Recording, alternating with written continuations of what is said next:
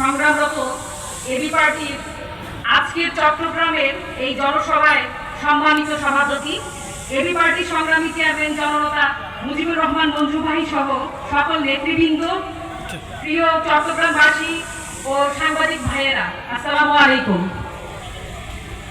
24শে জুলাই বিপ্লবের পর গোটা বাংলাদেশের মানুষ একটা সুন্দর বাংলাদেশের স্বপ্ন দেখেছে। যে স্বপ্নটা ছিল ৭১-এর অসম্পূর্ণ স্বাধীনতাটা পূর্ণতা দেওয়ার। আজ বাংলাদেশ ভারতের দালাল আওয়ামী লীগ মুক্ত একটা স্বাধীন বাংলাদেশ।